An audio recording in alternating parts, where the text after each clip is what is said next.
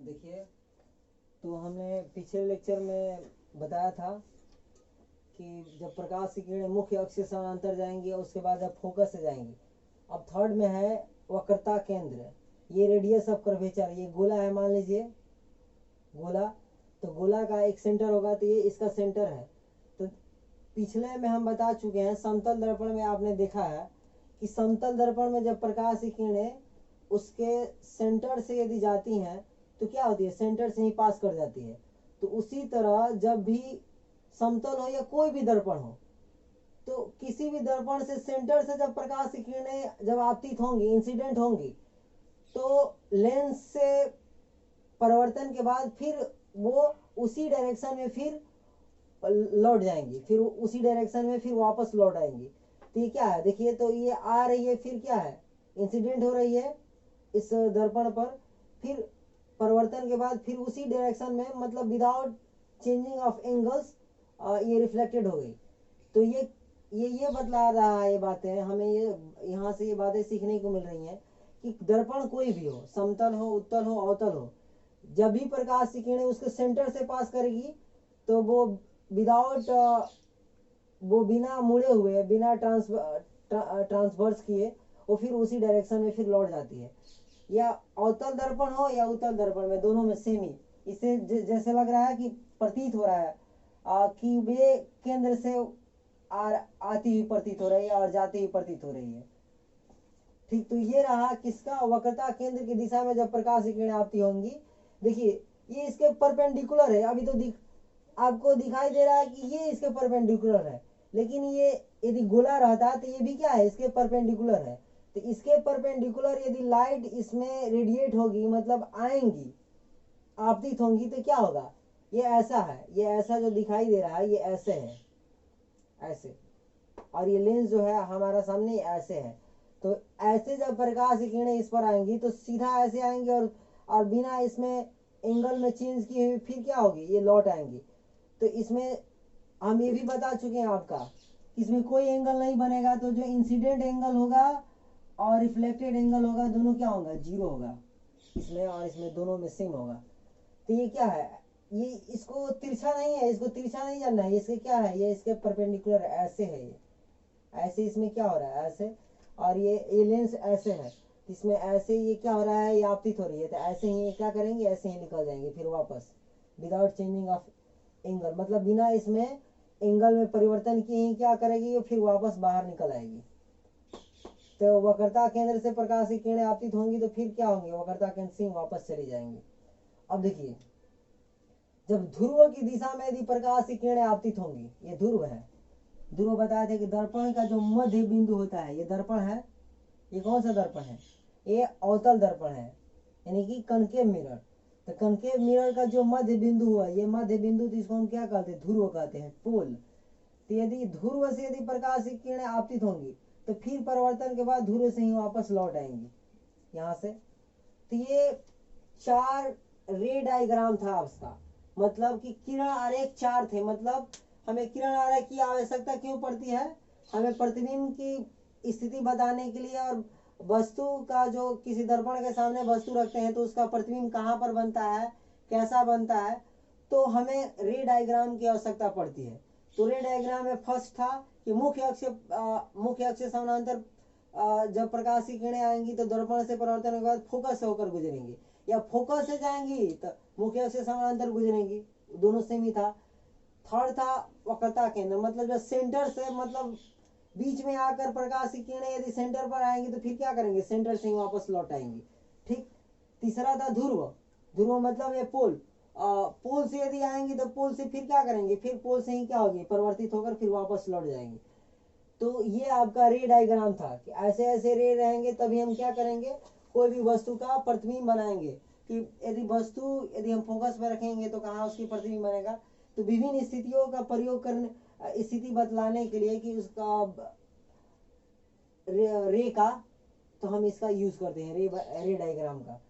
तो इसके बाद हम आगे आप लोगों को चिन्ह परिपाटी बताने वाले हैं। एक बच्चे ने इसका जिक्र किया था कमेंट बॉक्स में कि हमें साइन कन्वेंशन बता दिए सर। तो देखिए हम इसको आप कर लीजिए नोट और स्क्रीनशॉट ले लीजिए, हम इसको इरेज करने वाले हैं।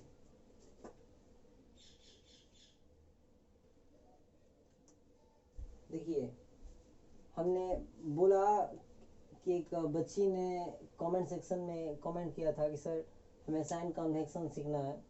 देखिए साइन कन्वेंशन सीखने से पहले एक मुख्य बातें आती हैं कि हमें निर्देशांक ज्यामिति जो होता है कोऑर्डिनेट ज्योमेट्री में जाना पड़ेगा। कोऑर्डिनेट ज्योमेट्री आप लोग 9th क्लास में पढ़ा होगा, ठीक।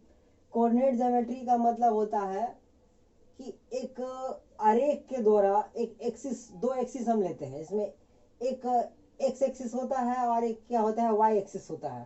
तो इसमें एक्स एक्सिस को हम बोलते हैं आपको भुज बोलते हैं, ठीक, और वाई एक्सिस को हम बोलते हैं कोटि। आप लोगों ने 9th क्लास में पढ़ा होगा। तो देखिए इसमें एक्स, अब एक और बात है इसमें हम बता देना चाहते हैं आप लोगों को कि इसमें एक्स और वाई दो अलग अलग इसलिए लिया था, इसको हम 2D भी बोलते हैं, 2 डायमेंशन, मतलब इसमें दो दिशाएं हैं। एक मान लीजिए कि एक इधर की दिशा हो गई, एक मान लीजिए सॉरी ईस्ट हो गया, एक वेस्ट हो गया, तो इसमें क्या हो गया, दो डायरेक्शन हो गया 2D में। 2D का मतलब होता है 2 डायरेक्शंस।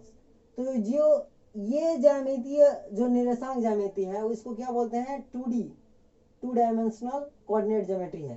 क्या कैसा है 2 डायमेंशन, मतलब इसमें एक एक्स एक्सिस में चेंजिंग हो रहा है, परिवर्तन हो रहा है, एक वाई एक्सिस में परिवर्तन हो रहा है। तो दो दिशाओं में या दो स्थितियों में, जो दो सिचुएशन, 2 सिचुएशन में इसमें चेंजिंग हो रहा है, तो उसको हम क्या बोलते हैं 2 डायमेंशनल। तो 2 डायमेंशनल में आपका हो गया एक्स एक्सिस और वाई एक्सिस। तो देखिए जो हम पढ़ रहे थे पहले, जो हम बना रहे थे आपका रे डायग्राम, और उस रे डायग्राम में हमने उत्तल और अवतल दर्पण देखा, तो उनकी स्थितियां जो थी वो कुछ ऐसे ही दिख रही थी। एक वर्टिकल था और एक था हॉरिजॉन्टल था। वर्टिकल का मतलब होता है सीधा, या कह ले वो परपेंडिकुलर। तो इसको हम परपेंडिकुलर भी बोल सकते हैं, और इसको क्या बोलते हैं हॉरिजॉन्टल, मतलब both are perpendicular to each other. मतलब एक्स और वाई क्या है, एक दूसरे के परपेंडिकुलर है। एक्स पर क्या है, वाई परपेंडिकुलर है, वाई पर क्या है, एक्स परपेंडिकुलर है। मतलब देखिए ऐसे मेरे हथेली पर ये क्या है, मेरा हथेली मान लीजिए हॉरिजॉन्टल हो गया, तो ये पेन क्या हो गया, इस पर सीधा सीधा खड़ा है, तो ये इसको इस पर परपेंडिकुलर हो गया। और मैं अब देखिए, अब मैं हथेली पर, अब इसको मैं ऐसे कर दूं, तो ये क्या हो गया, इस कलम पर क्या है, ये कलम क्या हो गया, अब ये हॉरिजॉन्टल हो गया, ये इस पर क्या हो गया, परपेंडिकुलर हो गया। तो दोनों एक दूसरे के क्या होते हैं, परपेंडिकुलर होते हैं। एक्सिस वाई एक्सिस और एक्स एक्सिस, इसको एक्स अक्ष कहते हैं, एक्स अक्ष, और इसको क्या कहते हैं वाई अक्ष।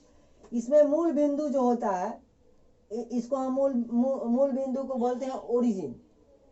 तो ओरिजिन जो होता है, इसको ओरिजिन को हम बोलते हैं फ्रेम ऑफ रेफरेंस भी बोलते हैं, या रेफरेंस पॉइंट भी इसको बोलते हैं।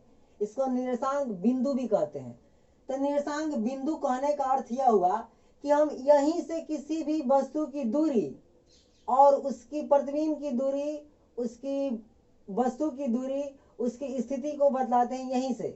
यहीं से हम हर एक वस्तुओं की प्रतिबिंब की गणनाएं या उसकी स्थितियों की गणनाएं, या वो कहाँ पर उसकी प्रतिबिंब बनेगी, हम इसी मूल बिंदु से करते हैं। मूल बिंदु से मतलब इसका और सा उदाहरण हम मान लीजिए आप कहीं जा रहे हैं, तो आपसे कोई पूछता है कि बताइए कि ये स्टेशन यहाँ से कितने दूर है, तो आप बताएंगे कि देखिए स्टेशन यहाँ से 1 किलोमीटर दूर है। तो जो आप बताते हैं कि स्टेशन यहाँ से 1 किलोमीटर दूर है, तो जो स्टेशन जहां से आप बताए वो क्या हो गया, वो फ्रेम ऑफ रेफरेंस हो गया, रेफरेंस पॉइंट हो गया, मूल बिंदु हो गया। मतलब कहीं से हमको कुछ बताना, कोई पूछता है, कोई दूरी पूछता है, या कहीं भी कुछ, मान लीजिए कि आसमान में एक चिड़िया उड़ रही है, तो चिड़िया जब कोई पूछता है कि चिड़िया कितनी ऊंचाई पर उड़ रही है, तो चिड़िया के ऊंचाई बतलाने के लिए हम अपने को क्या मान लेते हैं, मूल बिंदु मान लेते हैं, अपने को स्थिर मानते हैं, तब बतलाते हैं, वहां से फ्रेम ऑफ रेफरेंस लेते हैं मूल बिंदु से, तब बताते हैं कि चिड़िया इतनी दूरी पर है। तो ये क्या हो गया, ये क्या है, मूल बिंदु से हम क्या करते हैं, सभी वस्तुओं को दूरियों की गणना करते हैं। तो इसमें हम कैसी दूरी की गणना करेंगे, प्रतिबिंब की दूरी, वस्तु की दूरी, प्रतिबिंब की ऊंचाई, वस्तु की ऊंचाई, और प्रतिबिंब की स्थिति, सभी स्थितियों का वर्णन यहाँ पर हम करेंगे। अब देखिए हम बता देते हैं, अभी इतना जानने के बाद देखिए अब मान लीजिए कि ये हम इधर से इसको हम पेंटिंग कर देते हैं, इधर से हम पेंटिंग कर दिए। तो आप कल्पना कीजिए कि ये क्या है, ये अवतल दर्पण है, अवतल दर्पण है। तो आप लोगों ने पीछे के लेक्चर में बता चुके हैं कि जब भी प्रकाश की किरणें, ये मुख्य अक्ष है, मुख्य अक्ष से समानांतर जब भी आएंगी तो दर्पण से परावर्तन के बाद क्या होंगी, फोकस से होकर गुजरेंगी, फोकस से गुजर गई पहला रेट, ठीक। अब उसके बाद क्या होगा कि जब अभी भी बता चुके हैं कि जब केंद्र से रेडियस ऑफ कर्वेचर से पास करेगी तो फिर क्या होगी, रेडियस ऑफ कर्वेचर से ही पास कर जाएगी बिना वो उसमें एंगल में चेंजिंग किए हुए। तो ये चेंजिंग कर गई तो दोनों क्या होगा, ये दोनों इस पॉइंट पर इस पॉइंट पर ये मीट किया। तो मीट करने के बाद यहाँ पर इसकी क्या हो रही है, प्रतिबिंब बन रहा है। तो यहाँ पर इसका इमेज बना। तो देखिए हम ये जानते हैं, ये जो है एक्स एक्सिस के वर्टिकल यदि हम अपवर्ड डायरेक्शन में, मतलब ऊपर की दिशा में, एक्स एक्सिस ये क्या है, ऊपर की दिशा में। तो एक्स एक्सिस के अपवर्ड डायरेक्शन में जो हम दूरी लेते हैं, ये वस्तु की दूरी, ये ऊंचाई, तो हम क्या लेते हैं, वो पॉजिटिव लेते हैं। ये क्या होगा, ये इसका दूरी क्या होगा, पॉजिटिव होगा, पॉजिटिव।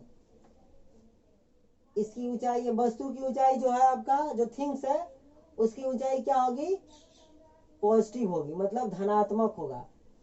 ये क्या हो गई, ये ऊंचाई वाई एक्सिस में आप लोगों ने पढ़ा होगा कि ये क्या होता है, ये पॉजिटिव होता है वाई एक्सिस ऊपर के दिशा में, और नीचे क्या होता है, नेगेटिव होता है। और इधर राइट साइड में क्या होता है, पॉजिटिव होता है एक्स एक्सिस में, और एक्स एक्सिस के लेफ्ट साइड में क्या होता है, नेगेटिव होता है। तो बस इसी को आपको ध्यान में रखना है। तो इसी को ध्यान में रखते हुए ये जो वस्तु की दूरी है ऊपर की दिशा में है, अपवर्ड डायरेक्शन में है, तो इसीलिए क्या होगा, ये वस्तु की हमेशा जो दूरी होगी, यदि ऊपर की दिशा में यदि वस्तु रखेंगे, उत्तल दर्पण हो या अवतल दर्पण है, दोनों में क्या होगा, पॉजिटिव होगा वस्तु की दूरी। अब देखिए प्रतिबिंब की दूरी वाई एक्सिस में नीचे बना है, नीचे। तो नीचे हम बता चुके हैं कि नीचे जो वाई एक्सिस होता है वो क्या होता है, निगेटिव होता है, माइनस में होता है। तो जो प्रतिबिंब होगा, जो नीचे बनेगा प्रतिबिंब, ये दिखाई दे रहा है, ये ऐसे उल्टा हमने बनाया है, ये तीर की निशान यहाँ पर दिया गया है, ये बी डैश और ये ए डैश। तो ये आपको ये तीर की निशान यहाँ पर दिखाई दे रहा है, तो ये नीचे बना है, नीचे तो देख रहे होंगे, ये नीचे बना है। तो नीचे जो होता है वाई एक्सिस में, वाई अक्ष पर, वो क्या होता है, निगेटिव होता है, मतलब ऋणात्मक होता है। तो ऋणात्मक होगा तो ये क्या होंगे, जो प्रतिबिंब की ऊंचाई क्या लेंगे हम, यहाँ पर निगेटिव लेंगे, ठीक। अब उसके बाद रहती है वस्तु की दूरी। तो ये देखिए, ये ध्रुव से, ये पोल से क्या है, लेफ्ट साइड में है, मतलब इसके विपरीत दिशा में है, ध्रुव के विपरीत दिशा में है। तो प्रकाश आपतित हो रही है, मतलब जो प्रकाश ही आपतित हो रही है, इसके जब वो जो विपरीत दिशा में है, तो इसको हम क्या लेंगे, वस्तु की दूरी को निगेटिव लेंगे। क्यों लेंगे निगेटिव, क्योंकि देखिए प्रकाश ऐसे जा रही है, ऐसे, और ये कैसे आपतित हो रही है, लेकिन ये किस डायरेक्शन में, लेफ्ट साइड में है। तो प्रकाश के विपरीत दिशा में लेंगे रहेगी ये, तो हम इसको क्या लेंगे, निगेटिव लेंगे। तो निगेटिव हो क्या हो गया, वस्तु की दूरी। तो एक्स एक्सिस में क्या होगा, इसके लेफ्ट साइड में होता है, एक्स एक्सिस निगेटिव होता है, इसीलिए वस्तु की दूरी इसमें क्या लेंगे, अवतल दर्पण में निगेटिव लेंगे। अब देखिए, अब प्रतिबिंब की दूरी भी क्या है, ये है प्रतिबिंब, यहाँ से यहाँ तक की दूरी है, ये आपका पोल हुआ, या इसको कह लें रेफरेंस पॉइंट हो या ओरिजिन कह लें। तो ये क्या है, इसकी प्रतिबिंब की दूरी होगी। तो प्रतिबिंब की दूरी भी क्या होगी, अवतल दर्पण में, वो भी निगेटिव होगा। और ये रेडियस ऑफ कर्वेचर क्या होगा, वो भी क्या होगा, निगेटिव होगा। और फोकस भी क्या होता है, निगेटिव होता है। मतलब कहने का अर्थ यह हुआ कि ध्रुव के लेफ्ट साइड में, ध्रुव के विपरीत दिशा में, इसके बाएं तरफ जो होगा, वो सभी जो दूरियां होंगी, प्रतिबिंब की दूरी, वस्तु की दूरी, रेडियस ऑफ कर्वेचर और फोकस दूरी, तीनों सब क्या होंगे, प्रतिबिंब की दूरी, वस्तु की दूरी और फोकस दूरी और रेडियस ऑफ कर्वेचर, सभी क्या होते हैं, निगेटिव होते हैं। लेकिन दो ही चीज इसमें पॉजिटिव होता है, कौन कौन? वस्तु की ऊंचाई, सॉरी सिर्फ वस्तु की ऊंचाई ही क्या होती है, पॉजिटिव होता है, और ये प्रतिबिंब की ऊंचाई जो क्या होती है, ये निगेटिव होता है। अब देखिए, अब रही बात इस डायरेक्शन में, तो हम बता चुके हैं कि ये उत्तल दर्पण हो गया। मान लीजिए हम इधर से इसको क्या कर दिए, पेंटिंग कर दिए, तो इधर से पेंटिंग करेंगे तो जो भी इस डायरेक्शन में होगा, जो गोलीय दर्पण होगा, तो वस्तु की दूरी भी क्या लेंगे, उसको भी पॉजिटिव लेंगे। अब जब प्रतिबिंब बनेगा तो प्रतिबिंब की स्थिति के अनुसार यदि प्रतिबिंब को क्या लेंगे, पॉजिटिव लेंगे। और रेडियस ऑफ कर्वेचर इसमें भी क्या होगा, पॉजिटिव होगा। फोकस दूरी भी क्या होगा, इसमें पॉजिटिव होता है। तो ये जो साइन कन्वेंशन है, ये डायरेक्टली प्रोसेस है, या यूं कह लें आप लोग कि ये सेम प्रोसेस बैठता है किस पर, निर्देशांक ज्यामिति पर। और निर्देशांक ज्यामिति का आपको थोड़ा सा भी नॉलेज होगा, 9th क्लास में आप पढ़े होंगे, तो आप इसको बहुत आसानी से समझ सकते हैं। इसमें कोई टफिस नहीं है कि कोई वस्तु को हम कहाँ रखेंगे तो उसकी स्थिति कहाँ बनेगी और प्रतिबिंब उसका कहाँ बनेगा। तो बस आपको कोऑर्डिनेट ज्योमेट्री आप 9th क्लास में पढ़े हैं, तो बस उसको हम कि ये जो y एक्सिस होता है ऊपर, x एक्सिस से जो परपेंडिकुलर होता है वो अपवर्ड डायरेक्शन में, मतलब ऊपर की दिशा में, तो पॉजिटिव होता है। ये भी जानते हैं कि ये जो फर्स्ट कोऑर्डिनेट होता है, इसको फर्स्ट कोऑर्डिनेट बोलते हैं। तो फर्स्ट कोऑर्डिनेट में x एक्सिस और y एक्सिस दोनों क्या होते हैं, पॉजिटिव होते हैं। इसको कुछ भी रखना नहीं, हम जानते हैं कि इधर ये राइट साइड में है तो वो भी पॉजिटिव है, और ये भी क्या है, इसके अपवर्ड डायरेक्शन में है तो ये भी क्या है, पॉजिटिव है। ये फर्स्ट कोऑर्डिनेट होता है। और ये सेकंड कोऑर्डिनेट इसको बोलते हैं, सेकंड कोऑर्डिनेट। तो सेकंड कोऑर्डिनेट में देखिए x एक्सिस क्या है, ये नेगेटिव में होता है, और ये y एक्सिस क्या है, ये पॉजिटिव में होता है। ठीक, ये होता है थर्ड कोऑर्डिनेट। देखिए थर्ड कोऑर्डिनेट में ये भी क्या है, ये भी नेगेटिव होता है, और ये भी क्या होता है, ये भी नेगेटिव होता है। यानी कि थर्ड कोऑर्डिनेट जो होता है, थर्ड कोऑर्डिनेट में x और y क्या होता है, दोनों नेगेटिव होते हैं। अब रहा फोर्थ कोऑर्डिनेट। फोर्थ कोऑर्डिनेट में क्या होता है, x एक्सिस तो पॉजिटिव है, लेकिन y एक्सिस क्या है, ये नेगेटिव में होता है। तो बस आप लोगों ने ये सब 9th क्लास में पढ़ा है। ठीक, इसमें कोई टफेस्ट नहीं है। तो यदि इसमें कोई यदि प्रॉब्लम हो साइन कन्वेंशन में, तो आप लोग हमारे कमेंट सेक्शन में कमेंट कर सकते हैं। बस आज के लिए इतना ही। जय हिंद।